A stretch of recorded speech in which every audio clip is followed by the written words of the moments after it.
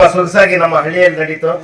ಈ ಕಾರ್ಯಕ್ರಮ ಯಶಸ್ವಿ ಮಾಡಿಕೊಟ್ಟಿದ್ದಕ್ಕೆ ತಮ್ಗೆಲ್ರಿಗೂ ಕೂಡ ನಾನು ಧನ್ಯವಾದಗಳನ್ನು ಅರ್ಪಿಸ್ತಾ ಇದ್ದೀನಿ. ನಿಜವಾಗ್ಲೂ ಕೂಡ ನಾವು ಯಾರು ಊಹೆ ಮಾಡಿರ್ಲಿಲ್ಲ. ನಾನು ಊಹೆ ಮಾಡಿದ್ದೆ. ನಾನು 5ನೇ ಕ್ಲಾಸಲ್ಲಿ ಮಗು ಓದ್ತಾ ಇರುವಾಗಲೇ ಗೀತಾ ಮೇಡಮ್ನವರು ಒಳ್ಳೆ ಉನ್ನತ ಸ್ಥಾನವನ್ನು ಅಲಂಕಾರ ಮಾಡ್ತಾರೆ ಅಂತಕ್ಕಂಥದ್ದು ನನಗೆ ಮೊದಲೇ ಗೊತ್ತಿತ್ತು.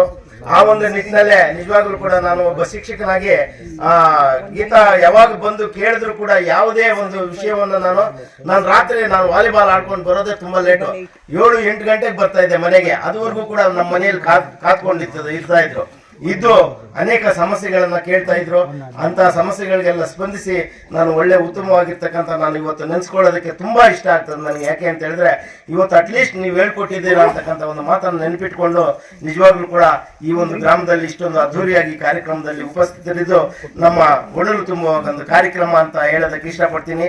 ಇವರು ತಮ್ಮ ಎಲ್ಲರ ಪರವಾಗಿ ಅಂದ್ರೆ ಊರಿನ ಒಂದು 3 ಊರುಗಳ ಗ್ರಾಮಸ್ಥರ ಒಂದು ಸ್ವಾಗತವನ್ನ ಬಯಸಿ ಎಲ್ಲರ ಅಭಿನಂದನೆಗಳನ್ನು ಕೂಡ ಅವರು ಪಡ್ಕೊಂಡಿದ್ದಾರೆ. ಅವರಿಗೆ ತುಂಬ ಹೃದಯದಿಂದ ನಾನು ಮತ್ತೊಮ್ಮೆ ಅಭಿನಂದನೆಗಳನ್ನು ತಿಳಿಸಿ ಈ ಕಾರ್ಯಕ್ರಮವನ್ನ ಮುಕ್ತಾಯ ಮಾಡ್ತಾ ಇದ್ದೀವಿ. ಜೈ ಹಿಂದ್, ಜೈ ಕರ್ನಾಟಕ.